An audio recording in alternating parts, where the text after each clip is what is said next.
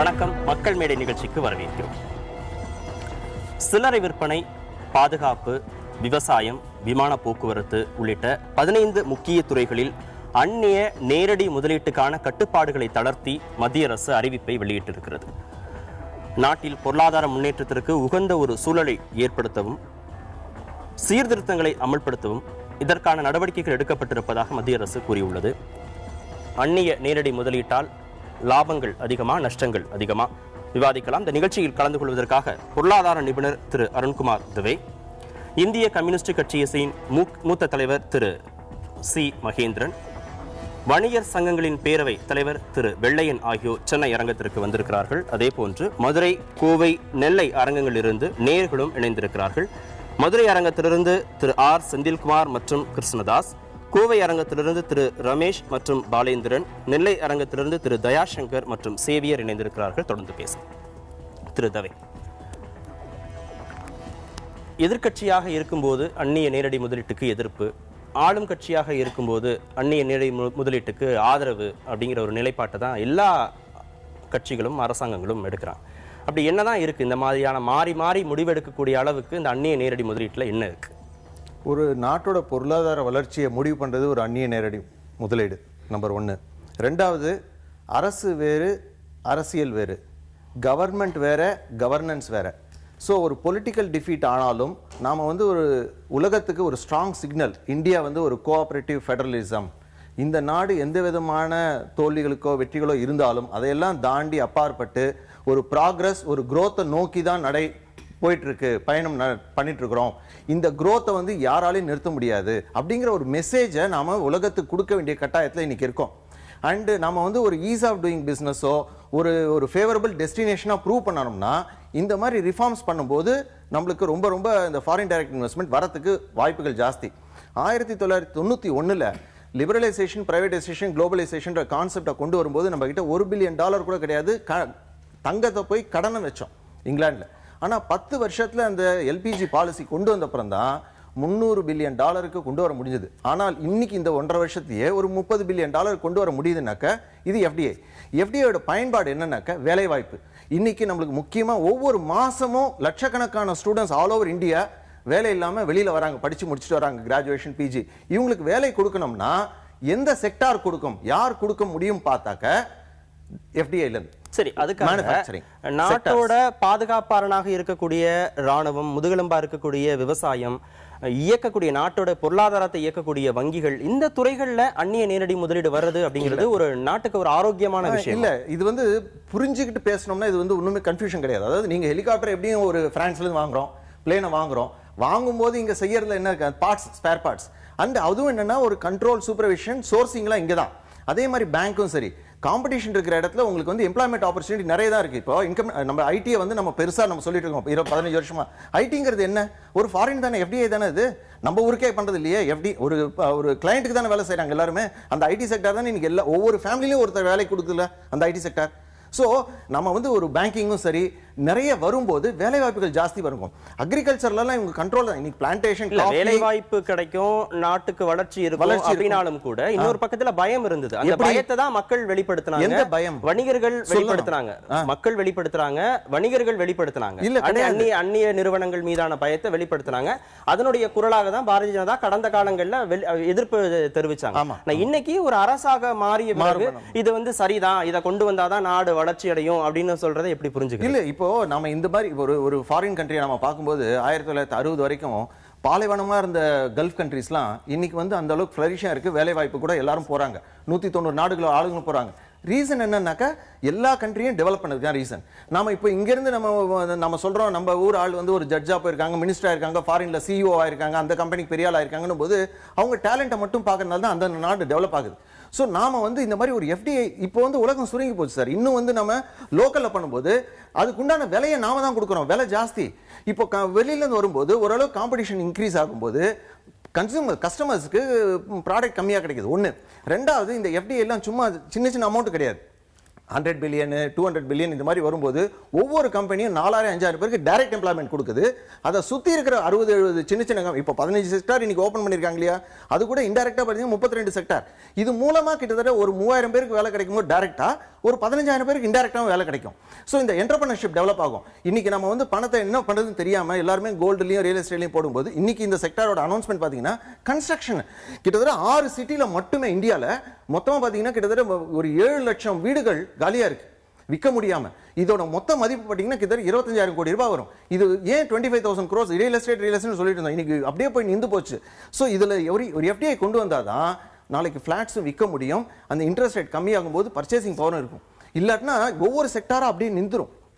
தொடர்ந்து பேசலாம். திரு வெள்ளையன், உங்களுடைய நிலைப்பாடு அந்நிய நேரடி முதலீடு அப்படிங்கிறதுல உங்களுடைய நிலைப்பாடு? அந்நிய நேரடி முதலீடு எந்த துறையில் அனுமதிக்கப்பட்டாலும் அது நம் நாட்டு பொருளாதாரத்துக்கு உலை வைக்கும். எந்த துறையில் அந்நியர்கள் நம் நாட்டுக்குள்ளே வந்தாலும் அவர்கள் நம்முடைய பொருளாதாரத்தை மேம்படுத்தவோ நம் நாட்டுக்கு உதவவோ வரவில்லை. இங்கே இருந்து அவர்கள் என்ன லாபம் சம்பாதிக்க வேண்டும், கொள்ளையடிக்க வேண்டும் என்கிற எண்ணத்தோடு தான் வருகிறார்கள். இவர்களையெல்லாம் நாம் பயன்படுத்தி கொள்ள முடியுமா என்பதை விட இந்த வாங்கும் சக்தியை, இந்த மக்களை, இந்த நாட்டை, இந்த உழைக்கும் மக்களை அவர்கள் எப்படி பயன்படுத்தி கொள்ள வேண்டும் என்றுதான் பார்ப்பார்கள். இதனால் எந்த விதத்திலும் நம்ம நாட்டில் பொருளாதார முன்னேற்றம் ஏற்பட போவதில்லை. இந்த அந்நிய முதலீடுகளை அனுமதிக்க ஆரம்பித்த பிறகு அநேகமாக இறக்குமதியைத்தான் நாம் நம்பியிருக்கிறோம். இறக்குமதியைத்தான் அநேகமாக நம்பியிருக்கிறோம். இந்த நாடு ஒரு விவசாயத்துறையில் கூட, அதாவது உணவு தேவையை உற்பத்தி செய்வதில் கூட நாம் தன்னிறைவு அடையவில்லை. அதற்கும் வெளிநாட்டு இறக்குமதியைத்தான் எதிர்பார்த்து கொண்டிருக்கிறோம். இதைத்தான் இப்படி அந்நிய முதலீடுகளை அனுமதித்தால் சரி, இங்கேயே உற்பத்தி செய்யக்கூடிய பொருட்களுக்கு விவசாயிகளா விளைவிக்கிறாங்க, உற்பத்தியாளர்களா விளைவிக்கிறாங்க. உங்களை மாதிரியான வணிகர்கள் தானே விலையை நிர்ணயம் பண்றீங்க. நீங்க பண்றதையே இன்னொரு நிறுவனம் பண்ணக்கூடாது அப்படின்னு சொல்றீங்க. இப்ப தவே சொன்ன குற்றச்சாட்டு மாதிரி விலை நிர்ணயத்துல சரியான அளவீடு முறை கிடையாது, தர நிர்ணயத்துல சரியான அளவீடு முறை கிடையாது. இப்ப மக்கள் இதுல ஒரு அதிருப்தி ஏற்பட்டு தானே ஒரு பன்னாட்டு நிறுவனங்களுக்கு இடம் பெயர்றாங்க. அதை ஏன் தவறுன்னு சொல்ல முடியும்? பாருங்க, ஒரு உதாரணத்திற்கு சமையல் எண்ணெய் மட்டும் எடுத்துக்கொள்ளுங்க. சமையல் எண்ணெய் நம்ம உற்பத்தி செய்ய முடியாதா, தரமாக தயாரிக்க முடியாதா? ஆனால் சமையல் எண்ணெய்களை முழுவதுமாக கப்பலாக பாம் ஆயிலும், இன்னும் சொல்ல போனால் சோயாபீன் ஆயிலும் கப்பலாக இறக்குமதி செய்யப்படுகிறதே தவிர உள்நாட்டு உற்பத்தியை அநேகமாக ஒழித்து கட்டி விட்டார்கள். இதில் மத்திய அரசாங்கமாக இருந்தாலும் சரி, மாநில அரசுகளாக இருந்தாலும் சரி, விவசாயத்துக்கு அதிக முன்னுரிமை கொடுத்து அதிக உதவியை விவசாயத்துக்கு செய்ய வேண்டும். இல்ல, விவசாயிகளுக்கு அரசு சப்போர்ட் பண்ணது, அவங்க எவ்வளவு வேணாலும் விளைவிக்கட்டும், பொருளை விளைவிக்கட்டும். விலை நிர்ணயம் பண்றது யாரு? உங்களை மாதிரியான வணிகர்கள் தானே. இல்ல நீங்க நிறைய விளைஞ்சா மட்டும் நீங்க அதிகமா கொடுத்துட போறீங்களா? குறைஞ்சு விளைவிச்சா நீங்க அதிகமா கொடுத்துட போறீங்களா? உங்களை மாதிரியான வணிகர்கள் தானே அவங்களும். சார், நான் சொல்றது விவசாயிகளுக்கு விலை கிடைக்குதா கிடைக்கலையா அந்த விஷயத்துக்கே வரல. முழுவதும் விவசாயத்தை சீரழிக்கிற கொள்கையை தான் இன்னைக்கு மத்திய ஆட்சியாளர்கள் கடைபிடிக்கிறாங்க. என்னோட கேள்வி என்னன்னா, விலையை நிர்ணயம் பண்ணக்கூடிய அதிகாரம் அந்நிய நிறுவனங்களுக்கு போயிடுமோ அப்படின்னு ஒரு பதற்றத்துல நீங்க இதை எதிர்க்கிறீங்களா? அந்நிய நிறுவனங்களை எதிர்க்கிறீங்களா? நிச்சயமாக இல்ல. இந்த அந்நிய முதலீடுகளால் உள்நாட்டு உற்பத்தியே இல்லாமல் போய்விடும். முழுவதுமாக வெளிநாட்டு இறக்குமதியை தான் நம்பி இருக்க சூழ்நிலை வரும். அதுதான் இன்னைக்கு விவசாயத்தில் இருக்கு. விவசாயத்திலே நிலைமை இருந்தா ஒரு நாடு விவசாயத்தில் உணவு தேவையை பூர்த்தி செய்து கொள்வதில் தண்ணீர் அடையாமல் போனால் அந்த நாடு உருப்படாது. சரி, தொடர்ந்து பேசலாம். திரு சி மகேந்திரன், பூனை கருப்பா வெள்ளையாங்கிறது முக்கியம் இல்லை, எளிய பிடிக்குதா இல்லையாங்கிறது தான் முக்கியம். வரக்கூடிய முதலீடு அந்நிய முதலீடா உள்ளூர் முதலீடாங்கிறதுல என்ன பிரச்சனை வந்துடும்? அதாவது பூனை கருப்பா வெள்ளையாங்கிறத விட கட்டாயம் இந்த பூனையால், நரேந்திர மோடியால் இந்தியாவிற்கு கொண்டு வரக்கூடிய இந்த பூனையால் இந்தியாவில் இருக்கிற எந்த எலிகளையும் அது பிடிக்க முடியாது. அது ஒரு பொய்யான ஒரு மாய தோற்றம் என்பதுதான் என்னுடைய கருத்து. நண்பர் அருண்குமார் ஒரு பொருளாதார வல்லுநர் இல்லைன்னு நான் சொல்லலை. ஆனால் அவருடைய அடிப்படையான சில கருத்துக்களை பற்றிய சில கேள்விகளை நான் முன்வைக்க விரும்புகிறேன். அதாவது பொருளாதாரம் என்று சொல்லுகிற போது பொருளாதாரத்தில் இருக்கக்கூடிய பண வரவு செலவுகளை மட்டும் கணக்கில் வைக்காமல் அந்த பணம் என்பது அந்த நாட்டு மக்களுக்கு, ஏன்னா ஒரு கோஆபரேட்டிவ் பெடரலிசத்தை பற்றி ஒரு பொருளாதார கூட்டமைப்பை பற்றி பேசினார். ஆனால் பொருளாதார கூட்டமைப்போ எதுவாக இருந்தாலும் அது மக்களுக்கு எப்படி பயன்படுது அப்படிங்கிறத பற்றி தான் ரொம்ப முக்கியமான ஒன்று. அமெரிக்காவினுடைய பிக்லி என்கிற பொருளாதார வல்லுனர் ரொம்ப தெளிவாக தன்னுடைய, அவர் பெரிய பரிசு பெற்ற ஒரு அறிஞர், அவர் சொல்கிறாரு, இது மாதிரி வந்து ஒரு குவளையில் தண்ணி பிடிக்கிறது மாதிரி தான் இந்த பொருளாதாரம் என்பது. அந்த குவளையிலிருந்து வழிந்து செல்லக்கூடிய தண்ணீர் மற்றவர்களுக்கு பயன்படும், அந்த குவளை நிறைஞ்சி தண்ணீர் பயன்படும் அப்படின்னு சொன்னாங்க. ஆனால் அதில் என்ன வேடிக்கைனாக்கா, அந்த குவளையே எவ்வளவு தண்ணி வந்தாலும் அது விரிவடைந்து கொண்டே செல்லுகிறதை ஒழிய அது வழிவதற்கோ மற்றவர்களுக்கு கிடைப்பதற்கோ வாய்ப்பை இது உருவாக்கவில்லை அப்படின்னு சொன்னார். இன்னைக்கு உலக முதலாளிகள் அப்படிங்கிற போது அவன் என்ன பண்றான்னாக்க, அவர்களுடைய மிக முக்கியமான நோக்கம், அவர் நல்லெண்ணத்தில் சொல்லலாம், ஆனால் ஒரு மூலதனத்தினுடைய மிக முக்கியமான நோக்கம் என்பது மேக்சிமைசிங் த ப்ராஃபிட், லாபத்தை எவ்வளவு விரிவாக்க வேண்டும் என்பதுதான் அவர்களுடைய நோக்கம். எந்த ஒரு கார்ப்பரேட் கம்பெனிக்கு அதுதான் நோக்கம். அதைத்தான் அவங்களுடைய செலிப்ரேஷன்ல அவர்களுடைய சாதனைகளாக சொல்லுகிறார்கள். ஆனால் அதையே நான் கேட்கிறேன், என்ன கேட்கிறேன்னாக்க, இது இறையாண்மை மிகுந்த நாடு. இந்த இறையாண்மை மிகுந்த நாட்டில் இந்த அந்நிய மூலதனங்கள் அது வர்ற போது இந்தியாவினுடைய பொருளாதாரத்தில் கடந்த காலத்தில் என்ன மாதிரி மாற்றங்கள், கட்டின வீடு விற்க முடியல அப்படிங்கிறது வந்து ஒரு நகர்ப்புறத்தில் இருக்கக்கூடிய ஒரு குறிப்பிட்ட பகுதியினுடைய பிரச்சனை. ஆனால் கிட்டத்தட்ட வந்து பல கோடி மக்கள் வீடு இல்லாமல் பல ஆண்டு காலமாக வாழ்ந்து கொண்டிருக்கக்கூடிய ஒரு நாட்டில் அது என்ன செய்ய போகுதுன்னாக்க, இப்போ கூட சொல்றாங்க ஒரு குறிப்பிட்ட கோடி வீடுகள் கட்டப்படும், 5 கோடி வீடுகள் கட்டப்படுங்கிறாங்க. எனக்கு அதுல நம்பிக்கை கிடையாது, கடந்த காலத்தில் இது சொல்லப்பட்டிருக்கிறது. அதே போல வேலையில்லா திண்டாட்டம் இருக்கு பாருங்க. நான் என்னால் சவால் விட்டு சொல்ல முடியும், இந்த அந்நிய மூலதனங்களும் புதிய பொருளாதார கொள்கையும் வந்ததற்கு பிறகு வேலை வாய்ப்பு பறிக்கப்பட்டது என்பது மட்டுமல்லாமல் வேலை தொழிலாளர்கள், அந்த தொழிலாளர்கள் வந்து வேலையில நிரந்தரமற்றவர்களாக மாற்றப்பட்டிருக்கிறார்கள். அதாவது வந்து ஒரு தொழில், ஒருத்த வேலைக்கு போனான்னாக்கா 50 வருஷம் 60 வருஷம் அந்த தொழிலுக்கும் அவனுக்கும் சம்பந்தம் உண்டு. அப்ப யார் முதலீடு பண்ணணும்ல, ஒண்ணு அரசு கிட்ட பணம் இருக்கணும் முதலீடு பண்ணுவதற்கு, இல்லைன்னா உள்ளூர்ல இருக்கக்கூடிய தனியார் முதலாளிகள் இன்வெஸ்ட் பண்ணணும். 2 பேர்கிட்டமே பணம் இல்லைன்னா வெளிநாட்டை சேர்ந்த பெருமுதலாளிகிட்ட தானே அவங்க உதவியை நாட வேண்டியது இருக்கும். அதுவும் செய்யக்கூடாதுன்னா வளர்ச்சி அப்படிங்கிறது எப்படி சாத்தியமாகும்? நீங்க கேட்கறது ஒரு சரியான கேள்விதான். இப்ப பொருளாதாரத்துல 2 விஷயங்கள், பப்ளிக் பிரைவேட் பார்ட்னர்ஷிப் அப்படின்னு ஒரு கான்செப்ட் இருக்கு, பப்ளிக் பப்ளிக் பார்ட்னர்ஷிப்னு இன்னொரு கான்செப்ட் இருக்கு. அநேகமா நம்ம இந்தியாவில் இருக்கிற பொருளாதார வல்லுநர்கள்லாம் அந்த பப்ளிக் பப்ளிக் பார்ட்னர்ஷிப்பை பத்தி பேசுறதே கிடையாது. காரணம் என்னன்னாக்க, நான் சொல்றேன்னு வருத்தப்படக்கூடாது, அவர்களுடைய சிந்தனை எல்லாம் முதலாளிகள் எப்படி பணம் சேர்க்க வேண்டும் என்பதற்குத்தான் அவர்களுடைய பொருளாதார சிந்தனைகளை செலவழிக்கிறார்களே ஒழிய ஏழை எளிய மக்களுடைய பொருளாதார சிந்தனைகளை பற்றி பார்ப்பது கிடையாது. அந்த 5 ஆண்டு திட்டம்னு ஒன்று போட்டாங்க. அந்த 5 ஆண்டு திட்டத்தில் வந்து குறைபாடுகள் இருக்கலாம், அதுல நிர்வாகிக்கிறதுல மிஸ்டேக்ஸ் இருக்கலாம். ஆனால் முதல் 5 ஆண்டு திட்டத்தினுடைய முடிவில் 22 லட்சம் பேருக்கு வேலை தர்றேன்னு சொன்னாங்க, 22 லட்சம் பேருக்கு வேலை கொடுத்தாங்க. அதே போல 5வது 5 ஆண்டு திட்டத்தில் 1 கோடி பேருக்கு வேலை தர்றேன்னாங்க, கட்டாயம் கொடுத்தாங்க. இப்ப லத்தீன் அமெரிக்க நாடுகளில் நீங்க பாத்தீங்கன்னா பப்ளிக் பப்ளிக் பார்ட்னர்ஷிப் என்ற ஒரு கண்ணோட்டத்தை கொண்டு வர்றாங்க. இப்ப என்ன பண்றாங்க, முதலாளிகள்லாம் பங்குகளை வாங்கி எல்லாமே கார்ப்பரேட் கண்ட்ரோல். இப்ப நீங்க பங்கு வாங்கலாம், நான் பங்கு வாங்கலாம், ஆனால் அதனுடைய பாலிசியை முடிவு பண்றவன் யார் அப்படின்னாக்க, ஏதோ ஒரு கார்ப்பரேட்ல இருக்கக்கூடிய மேல இருக்கக்கூடிய ஒருத்தன். அவனுடைய நோக்கம் என்ன, வேறு வகையானது. இன்னும் ஒரே ஒரு பாயிண்டோட நான் இந்த இதை முடிக்க விரும்புறேன். இதுல தொழில்நுட்பம் இருக்கு பாருங்க. இந்த தொழில்நுட்பம் வளராமல் தொழில்நுட்ப ஆதிக்கத்தை தன்னுடைய கையிலே கார்ப்பரேட் கம்பெனிகள் வைத்துக்கொண்டு எந்த தொழில்நுட்பமும் வளர விடாமல் அவர்களுடைய விருப்பத்துக்கு அவர்களுடைய லாபத்திற்கு இந்த தொழில்நுட்ப துறையையே அவர்கள் மாற்றுகிறார்கள். இந்த இப்ப நான் வச்சிருக்கிற செல்போன் வந்து 2 வருஷத்துக்கு மேல நான் வச்சுக்க முடியாது, அதை பத்தி டெக்னாலஜி என்னன்னு தெரியாது, அவன் மாத்திடுவான். அதே போல வந்து இந்த நம்முடைய சில்லறை வர்த்தகம் இருக்கு பாருங்க. சில்லறை வர்த்தகத்துல இவ்வளவு பேசுறாங்களே, ஒரு கிட்டத்தட்ட ஒரு 12 கோடி குடும்பங்களுடைய வாழ்க்கை, 12 கோடி உறுப்பினர்களுடைய வாழ்க்கைக்கு இந்த சில்லறை வர்த்தகம் என்ன பதில் சொல்ல போகுது? நம்ம தொடர்ந்து பேசலாம். நெல்லை நேயர் சேவியர்.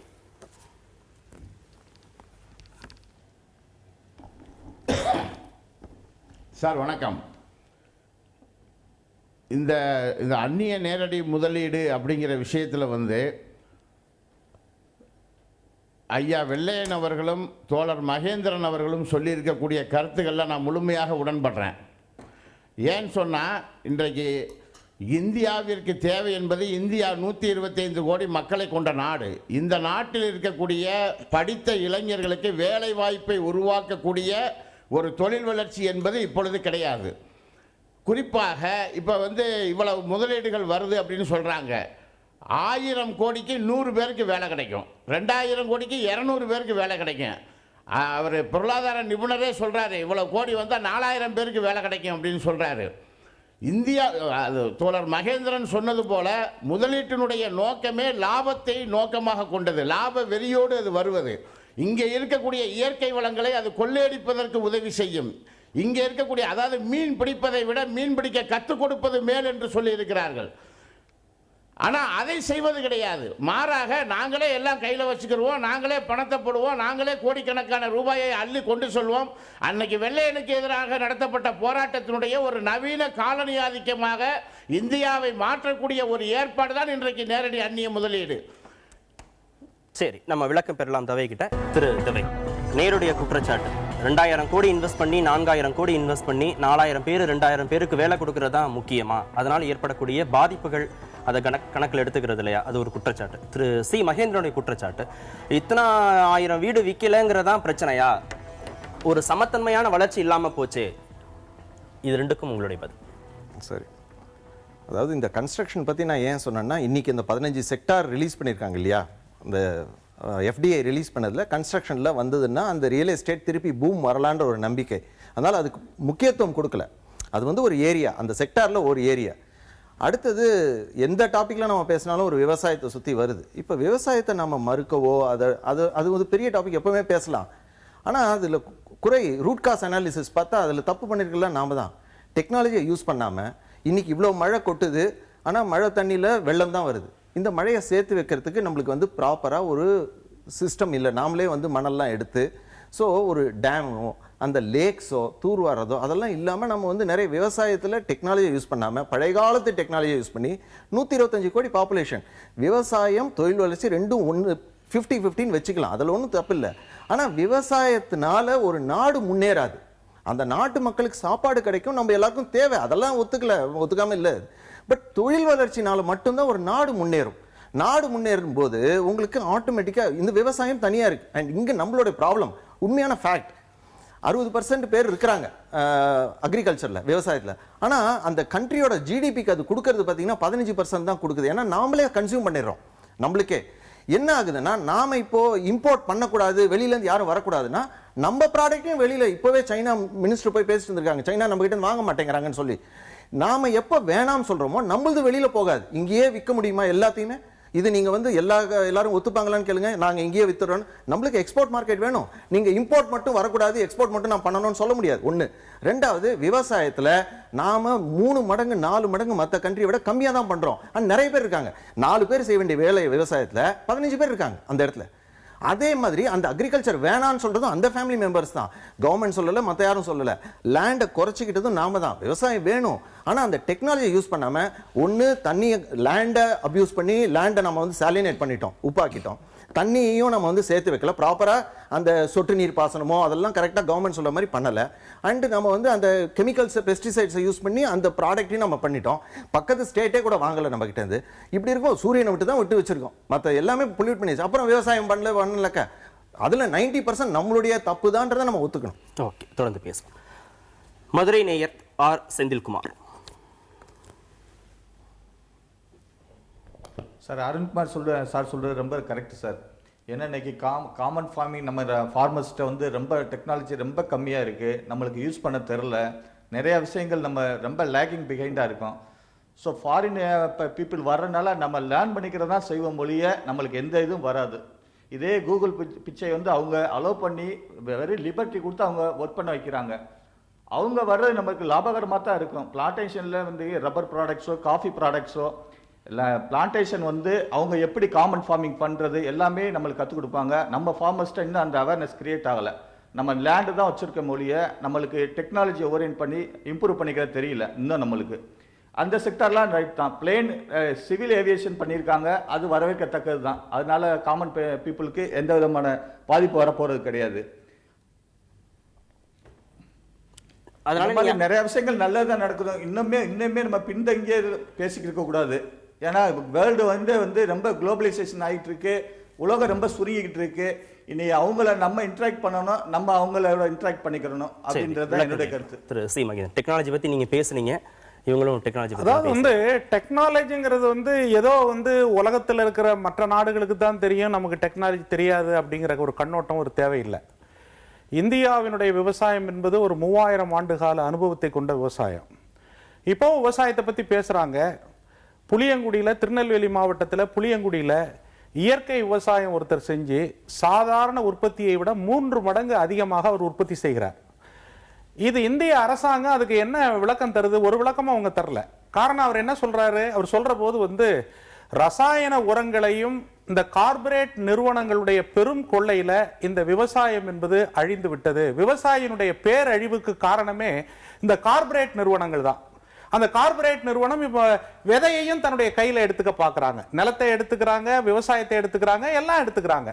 மீண்டும் கொண்டு போய் அவங்க கையில விட்டா எஞ்சி இருக்கிற உயிரையும் பறித்து கொள்ளக்கூடிய ஒரு பேரபாயம் அதுல இருக்கு. அதே போல தேக்கல்லுப்பட்டியில இல்ல, உலகத்தோடைய எல்லா நாடுகளிலும் நாம தொடர்பு வச்சிருக்கிறோம், உலக வங்கியில கடன் வாங்குறோம். அப்ப அது அந்த நாடுகள் போடக்கூடிய இல்ல வர்த்தக நிறுவனங்கள் போடக்கூடிய கட்டுப்பாடுகளை நீங்க பின்பற்றி தானே ஆகணும். ஒரு சங்கிலி தொடரா இணைஞ்சிருக்கும் போது நான் மட்டும் தனித்து செயல்படுவேன், சுதேசி பொருளை மட்டும் தான் நான் பயன்படுத்துவேன் அப்படின்னா என்னோட பொருள் வெளியில போகாதுன்னு திரு தவையை குற்றச்சாட்டுறாரு. அப்ப பாதிப்பு வராதா? அதாவது இந்தியாவினுடைய மார்க்கெட் முழு ஐரோப்பிய மார்க்கெட்டுக்கு இணையானது.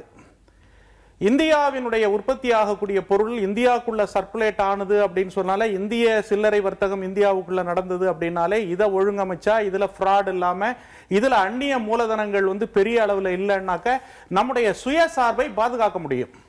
இன்னைக்கு கூட என்னால ஒரு மிக முக்கியமான ஒரு கேள்வியை கேட்க முடியும். இன்னைக்கு இந்த வர்த்தகத்தை உலகமாக மாத்தணுங்கிறதுக்கு உட்பாடுதான் விலைவாசி உயர்ந்திருக்குங்கிறது என்னால ப்ரூவ் பண்ண முடியும். காரணம் என்னன்னாக்க, பதுக்கல் ஆன்லைன் ட்ரேட்ல பருப்பை எந்த நாட்டில் வேணாலும் பதுக்கலாம். இந்தியாவில இருந்தா நீங்க பதுக்கலை பிடிக்கலாம். இப்ப இந்த மாதிரி நம்ம ஐயா வெள்ளையன் அவர்கள் வச்சிருக்க இடத்துல வேணா கொஞ்சம் கூட வச்சாங்க, குறைச்சு வச்சாங்கன்னா இங்க பிடிக்கலாம். ஆனா வெளிநாட்டுல பிடிக்க முடியாது. வெளிநாட்டுல வைக்க முடியும், இந்த ஆன்லைன் ட்ரேட்ல வைக்க முடியும்.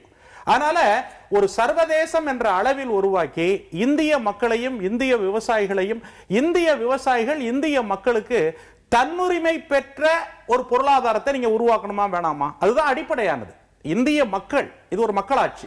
இந்த மக்களாட்சியில பொருளாதார ஆதிக்கம் என்பது எவனோ ஒரு கார்ப்பரேட் கம்பெனி உட்கார்ந்துட்டு அங்க இருந்து சொல்லுவாங்க, அவங்களுடைய உதவியை வேணான்னு கூட நான் சொல்லல. மக்கள்கிட்ட இருக்கணும் அப்படிங்கறதா இல்ல, மக்கள் தான் எல்லாவற்றையும் நிர்ணயிக்கக்கூடியவர்களாக, சயின்ஸை வளர்த்தெடுக்கக்கூடியவர்களாக இருக்கலாம்.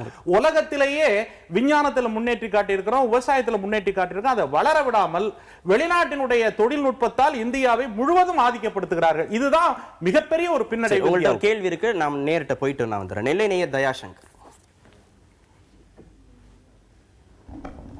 சார், இப்போ மகேந்திரன் சாரும் வெள்ளையன் சாரும் முக்கியமான 3 விஷயத்த சொல்கிறாங்க. ஒன்று வெள்ளையன் சார் சொன்னது என்னென்னா, இம்போர்ட்டு நம்ம ஜாஸ்தி பண்ணிக்கிட்டு இருக்கோம். மகேந்திரன் சார் சொல்கிறாங்க ப்ராஃபிட்டபிலிட்டி பற்றி பேசுகிறாங்க, டெக்னாலஜியை பற்றி பேசுகிறாங்க. இந்த 3க்குள்ள சொல்யூஷன் தான் என்ன? பிரைமரிலி இப்போ இம்போர்ட் நீங்கள் குறைக்கணும்னு நினச்சிங்கன்னா, மேக் இன் இண்டியா, எஃப்டிஐ ஜாஸ்தி கொடுத்து நிறைய இண்டஸ்ட்ரியை நீங்கள் இந்தியாவில் மேனுஃபேக்சரிங் பண்ணுறதுக்கு சப்போர்ட் பண்ணாதான் உங்களோட பொருளாதாரம் இம்ப்ரூவ் ஆகும், ப்ளஸ் ஜாப் மார்க்கெட்ஸ் இம்ப்ரூவ் ஆகும். சிம்பிளாக டெக்னாலஜின்னு பார்த்தீங்கன்னா, இன்னைக்கு போயிங்கும் டாட்டாவும் ஒரு ஜாயிண்ட் வெஞ்சர் பண்ணியிருக்காங்க ஹெலிகாப்டர் ப்ரொடக்ஷனுக்கு. அந்த டெக்னாலஜி நீங்கள் 1000 தான் சொன்னாலும் அந்த டெக்னாலஜி நம்மக்கிட்ட இல்லை. அதனால தான் அந்த ஹெலிகாப்டர் நம்ம யூஎஸ்லேருந்து வாங்குகிறோம். இன்னைக்கு உலக நாட்டில் இந்தியா எல்லாத்தோடையும் பெரிய ஆயுத பர்ச்சேஸ் இந்தியா பண்ணுறாங்க. சிவில் விமானமோ இல்லை ஆர்மிக்குள்ள ஃபைட்டர் பிளேன்ஸோ எல்லாத்தோடையும் பெரிய மார்க்கெட் இந்தியா. நீங்கள் ஒன்று அவங்க யூஎஸ்லேயோ இல்லை ஃப்ரான்ஸ்லேயோ போய் நீங்கள் வாங்கிட்டு வரலாம், அங்கேயே அவங்க மேனுஃபேக்சர் பண்ணுவாங்க. அவங்க ப்ராஃபிட்டபிலிட்டி அவங்களுக்கு கட்டாயமாக இருக்க தான் போகுது. அந்த ப்ராஃபிட்டபிலிட்டி நீங்கள் கட் பண்ண முடியாது. அதே இது அவங்க இந்தியாவில் அதை மேனுஃபேக்சர் பண்ணி அதில் என்னோட இளைஞர்கள் பல மக்கள் இன்னைக்கு நீங்கள் விவசாய குடும்பத்திலேருந்து இன்ஜினியரிங் பண்ணலையா, அந்த பையனுக்கு நாளைக்கு நீங்கள் என்ன சொல்கிறீங்க, நீ அக்ரிகல்ச்சர் மட்டும்தான் பண்ண முடியும், நீங்கள் அந்த வாக்குறுதி கொடுக்கீங்களா? அவனுக்கு ஒரு மார்க்கெட் கிடைக்கும், அவன் ஒரு போய் மேனுஃபேக்சரிங் இண்டஸ்ட்ரியில் போய் வேலை பார்க்க முடியும். ஸோ இது சரி தயாசங்க, நம்ம விளக்கம் கேட்கலாம். உள்நாட்டு உற்பத்தியை அதிகப்படுத்தணும் அப்படின்னா வெளிநாட்டு முதலீடை கொண்டாந்து உள்நாட்டு உற்பத்தியை அதிகப்படுத்தினா இங்க இருக்கிறவங்களுக்கு வேலை வாய்ப்பையும் கொடுக்க முடியும், நீங்க சொல்ற மாதிரி இறக்குமதியே குறைக்க முடியும். அதை செய்வதற்கு அந்நிய முதலீடு தேவைதானே அப்படின்னு கேட்கிறார். அந்நிய முதலீடு தேவையான அளவு கொண்டு வர்றதுல எந்த ஆட்சேபனையும் கிடையாது. ஆனால் அது குறித்த பாலிசி மேக்கிங் இருக்கு பாருங்க. நான் இன்னைக்கு நான் ஒரு ரொம்ப வெளிப்படையான ஒரு கேள்வி கேட்கிறேன். இதே நரேந்திர மோடி அரசாங்கம் இருக்கலாம் அல்லது மாநில அரசாங்கமா இருக்கலாம், ஒரு அந்நிய மூலதனத்தை கொண்டு வருகிற போது இவ்வளவு பேருக்கு நாங்க வேலை வாய்ப்பை தருவோங்கிறத பற்றிய ஒரு வெள்ளை அறிக்கையை வெளியிட்டு அவங்க கொண்டு வரதுக்கு தயாரா இருக்காங்களா? கிடையவே கிடையாது. அவங்க என்ன சொல்றாங்கன்னாக்கா வறுமையை ஒழிப்போம், வேலையில்லா திண்டாட்டத்தை போக்குவோம் பொத்தாம் பொதுவுல சொல்லிட்டு கொஞ்ச நாள் வந்ததுக்கு பிற்பாடு அப்புறம் ஹுண்டாய் கம்பெனியை மூடிட்டு 5000 பேர் 10,000 பேர் வேலை இல்லாம ரோட்ல நிக்கிறான். அதே போல என்ன பண்றாங்க, பிரைம் பீரியட்ல இந்திய நாட்டு இளைஞர்களை ஒரு 20 வயதுல இருந்து 30 வயது வரைக்கும் வேலைக்கு வச்சுக்கிட்டு அப்புறம் ஹையர் அண்ட் ஃபயர், ஆளை வேலைக்கு எடு அப்புறமா வச்சு கொளுத்திரு, அதை வேலையை விட்டு நீக்கிரு, அவனுக்கு எந்த கவலையும் கிடையாது. அதாவது இந்த அந்நிய மூலதனத்தை கட்டுப்படுத்தக்கூடிய ஒரு அரசாங்கம், நீங்க மூலதனத்தை கொண்டு வாங்க வேணாம்னு சொல்லல, அதை ஒழுங்கமைத்து அந்த பொருளாதாரம் என்பது வேலை வாய்ப்பை இன்கிரீஸ் பண்றதுக்கும் அதே போல வறுமையை போக்குவதற்கும் அது கடந்த காலத்துல என்ன கான்ட்ரிபியூட் பண்ணிருக்குங்கிற உலக அளவில் என்னால ஆதாரத்தோட சொல்ல முடியும். உலக அளவில் அதற்கான விஷயத்தை வைக்க முடியல. என்ன அசூரன்ஸ் கொடுக்குறீங்க நீங்க? இத்தனை 1000 பேருக்கு நாங்க வேலை கொடுக்க போறோம், இவ்வளவு கோடி முதலீடு வந்திருக்கு, இவ்வளவு கோடி லாபம் வந்திருக்கு அப்படிங்கிறதுக்கெல்லாம் என்ன உத்தரவாதம்? இப்போ இங்கே ஹுண்டாய் க்ளோஸ் பண்ணல, 3 பிளான்ட் இங்கே தான் வச்சுருக்காங்க. அங்கே வரும்போது ஒரு 3000 கோடி போடும்போது லேபரர்ஸ் இங்கேருந்து அவங்க ரெக்ரூட் பண்ணுவாங்க. அதுவும் ஆர்டரே என்னன்னா அந்த டிஸ்ட்ரிக்ட்லேருந்து தான். இன்ஃபேக்ட் அதுல இன்ஃபேக்ட் எஜுகேஷனல் குவாலிஃபிகேஷன் நமக்கு உதாரணங்கள் இல்லாம இல்லையா? யூனியன் கார்பைடு உதாரணம் இருக்கு, ஸ்டெர்லைட் உதாரணம் இருக்கு, யூனியன் கார்பைடு உதாரணம் இருக்கு, ஸ்டெர்லைட் உதாரணம் இருக்கு, விதிவிலக்கு நோக்கியா உதாரணம் இருக்கு. எக்ஸெப்ஷன்ஸ் ஜெனரலைஸ் பண்ணக்கூடாது. அதாவது ஒரு 10,000 கம்பெனி நல்லா போயிட்டு இருக்கும்போது அதுல கரெக்டா மூடினது, க்ளோஸ் ஆனது, வயலேட் பண்ணது 1-2 மட்டும் எடுத்துட்டு பண்ணணும். ஏன்னா கம்ப்ளைண்ட்ஸ் இஷ்யூ அங்க ஜாஸ்தி.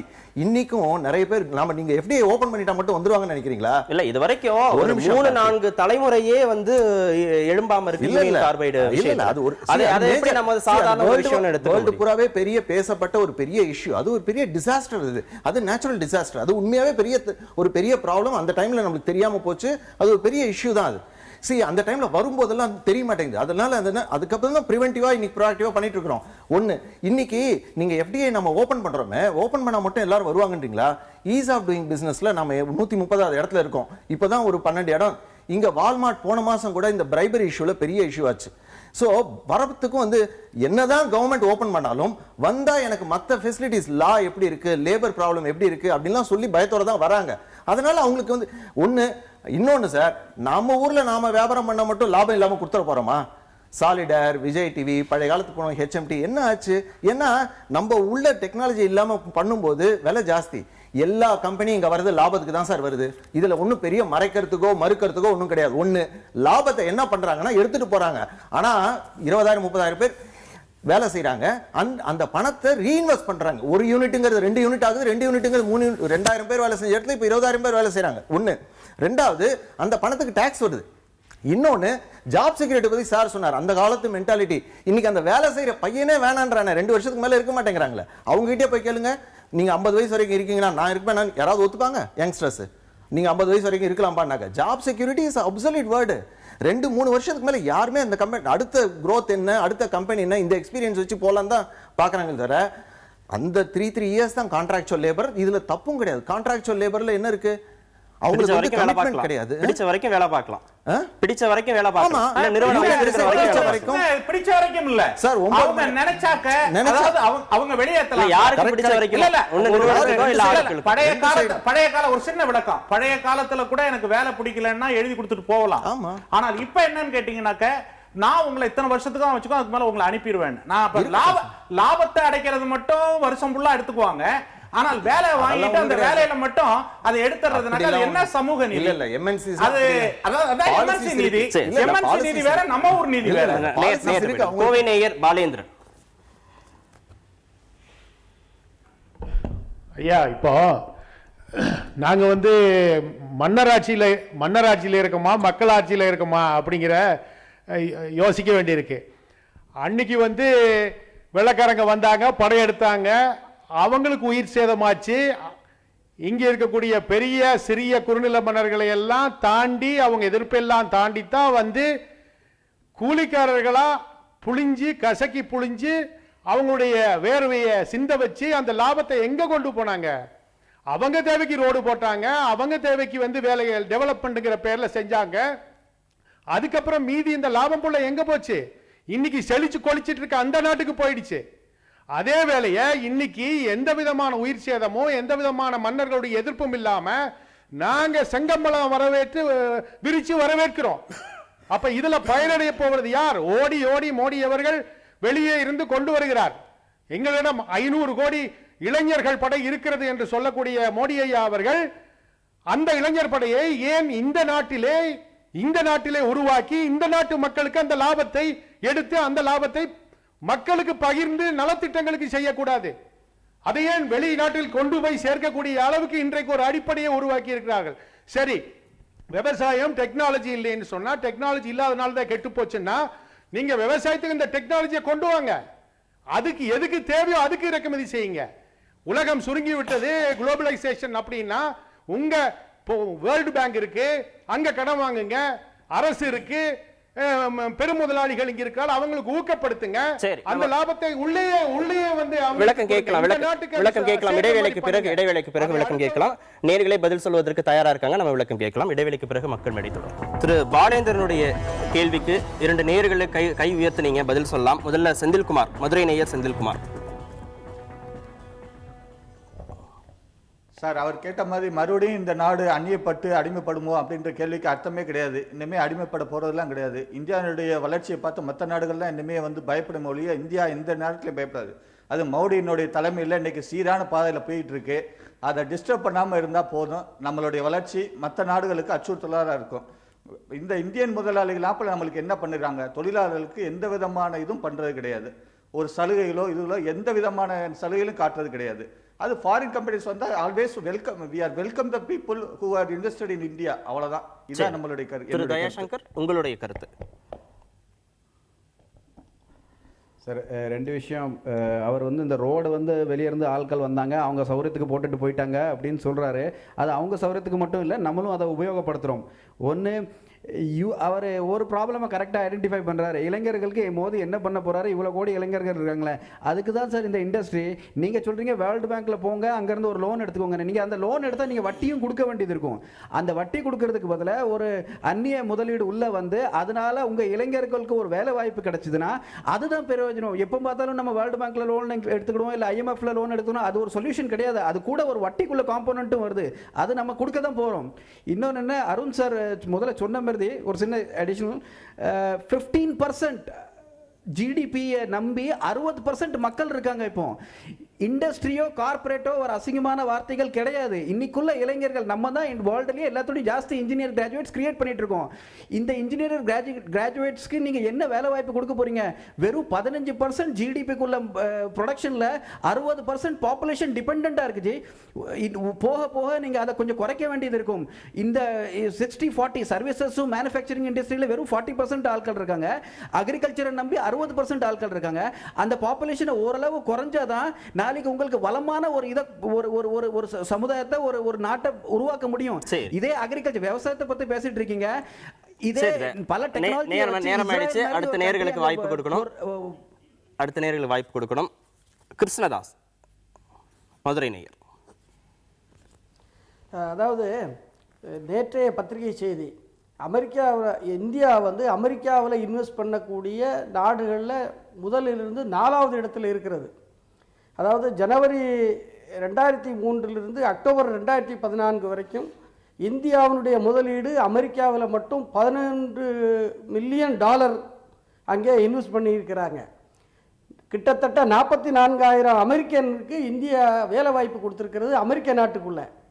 அதுபோல் மோடி அவர்களால் ஆரம்பிக்கப்பட்ட பிரிக்ஸ் வங்கி, இது போன்ற வங்கிகளில் இந்தியா கோடிக்கணக்கான டாலர்கள் முதலீடு செய்திருக்கிறது. எத்தனையோ ஆப்பிரிக்கா நாடுகளுக்கு, வங்கதேசத்துக்கு, நேபாள், பூட்டான், இது போன்ற நாடுகளுக்கு, மியான்மார், இது போன்ற நாடுகளுக்கு நாம் கடன் கொடுத்துருக்குறோம்.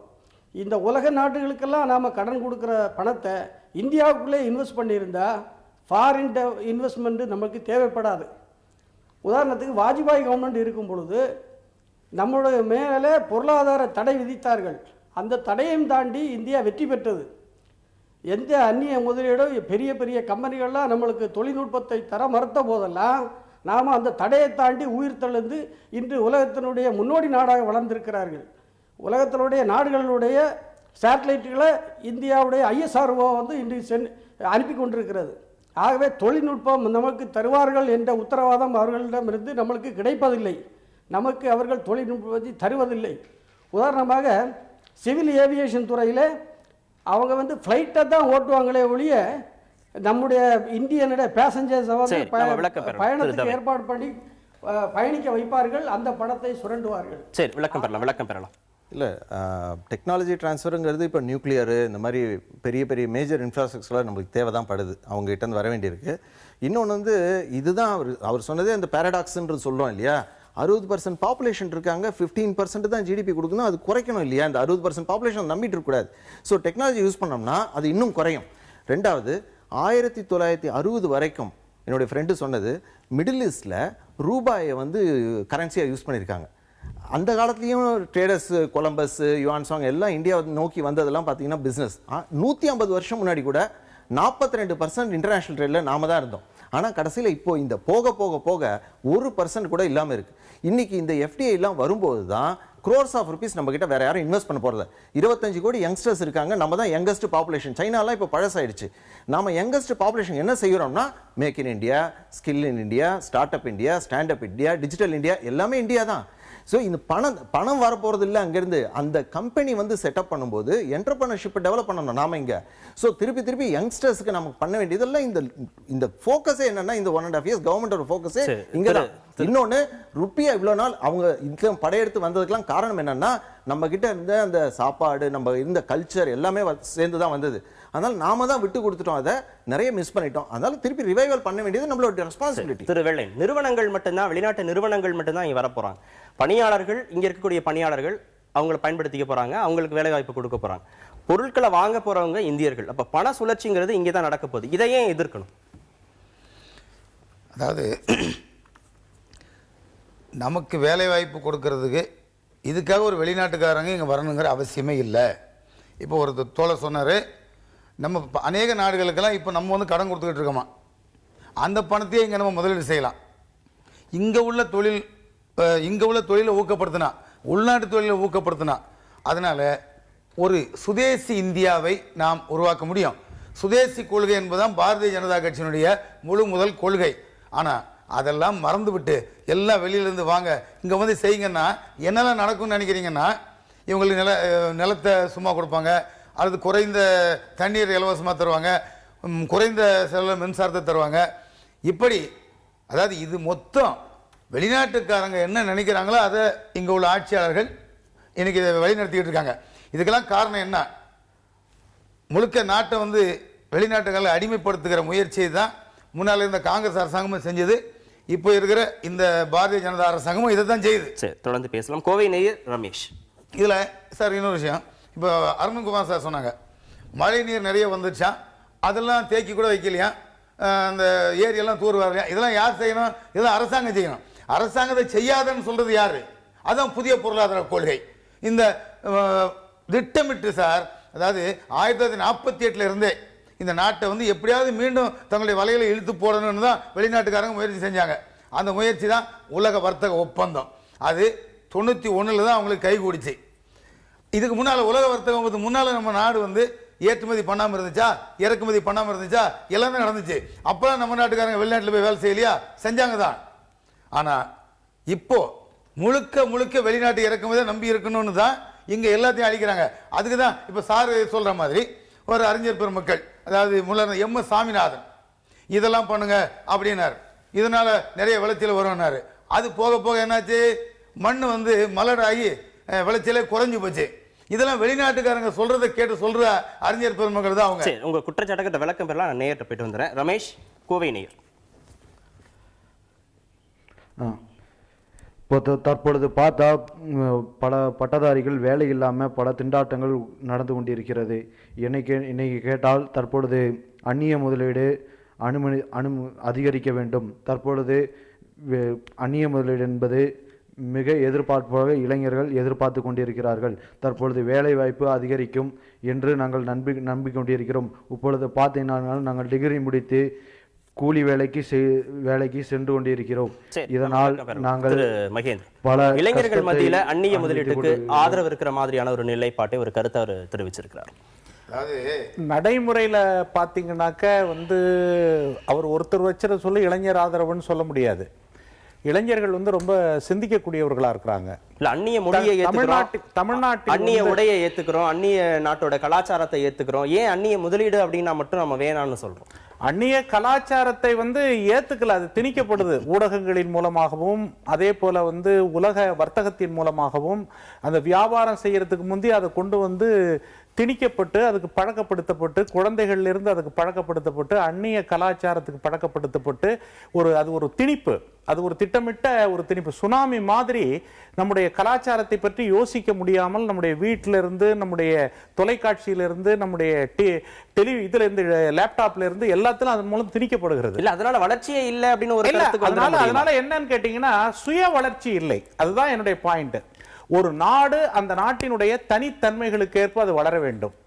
அது அமெரிக்காவினுடைய மூலதனத்தை பெருக்கிறதுக்காக இந்தியாவை நான் டெவலப் பண்றேங்கிறத விட அமெரிக்காவோ அல்லது உலகத்தின் எந்த நாடுகளுடைய மூலதனத்தையோ அல்லது டெக்னாலஜியோ நீங்க கொண்டு வரலாம். ஆனால் அதை வளர்க்கக்கூடிய, அதை கண்ட்ரோல் பண்ணக்கூடிய விஷயம் உங்க கையில இருக்கான்னா கட்டாயம் கிடையாது. இது அமெரிக்காவோ அல்லது வந்து கார்பரேட் நிறுவனங்களோ என்ன செய்யறாங்க, டெக்னாலஜிங்கிற பேர்ல, நாங்க டெக்னாலஜி வளர்க்குறேங்கிற பேர்ல இந்தியாவினுடைய டெக்னாலஜி அவங்க அழிக்கிறாங்க. அதுக்கு நிறைய ஆதாரங்கள் சொல்ல முடியும். அது இன்னொரு சப்ஜெக்ட்ல பேசலாம். நம்முடைய ஆய்வு நிறுவனங்கள் இவை எல்லாம் இந்த இடைக்காலத்துல கம்ப்ளீட்டா அழிக்கப்பட்டிருக்கு. அந்த ஆய்வு தன்மையே போயிருச்சு. அதுக்கெல்லாம் காரணம் என்ன அப்படின்னாக்க பணத்தால் ஆதிக்கப்படுத்தி அவர்களுடைய அரசியலை அல்லது அவர்களுடைய லாபத்துக்கு இந்தியாவை தயாரிக்கிறார்கள். தொழில்நுட்பத்தை வந்து என்ன பண்றாங்கன்னா தொழில்நுட்பத்தை அவங்க வளர்த்து கையில வச்சுட்டு வேற எந்த தொழில்நுட்பமும் இங்க வளராமல் வச்சு இதை அழிக்கிறதுக்கு பாக்குறாங்க. இது மூன்றாவது உலக நாடுகளின் மீது மிகப்பெரிய ஒரு தாக்குதலாக வளர்ச்சி அடைந்த கார்பரேட் நிறுவனங்கள் செய்து கொண்டே இருக்கிறது. அதை இப்ப வந்து ரொம்ப கூடுதலா செய்யறதுக்கு இந்த 15 அம்சங்கள்லயும் அந்நிய மூலதனத்தை கொண்டு வர்றாங்க. சரி, அரங்கத்திற்கு வந்து உங்களோட கருத்துக்களை பதிவு செய்ததுக்கு மிக்க நன்றி. நேயர்களை மற்றும் நிகழ்ச்சியில் சந்திக்கலாம். நன்றி.